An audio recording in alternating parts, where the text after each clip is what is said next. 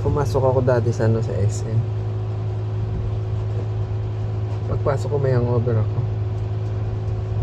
Tinanong ko yung lady card. Sabi ko sa lady card, "Ma'am, ano po bang gamot sa hangover?" Sabi ko gano'n. Sabi niya, "Bakit?" "Kasi sobrang sakit ng ulo ko. Parang binibiyak." Sabi ko dun sa lady card.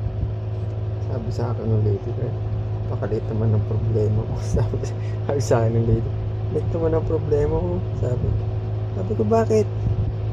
"Buti nga sa'yo yung ulo mo parang binibiyak eh. Alam mo ba sa akin araw-araw, yung biyak ko inuulo." Sa akin ng lady.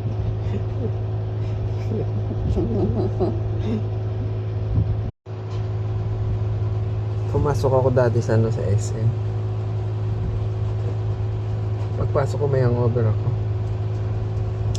Tinanong ko yung lady card. Sabi ko sa lady card, "Ma'am, ano po bang gamot sa hangover?" Sabi ko gano'n. Sabi niya, "Bakit?" "Kasi sobrang sakit ng ulo ko. Parang binibiyak." Sabi ko dun sa lady card. Sabi sa akin ng lady card, "Pakaliit naman ng problema ko." Sabi sa akin ng lady, "Liit naman ang problema ko." Sabi ko, "Bakit?" "Buti nga sa'yo yung ulo mo parang binibiyak eh. Alam mo ba sa akin araw-araw, yung biyak ko inuulo." Sa akin ng lady.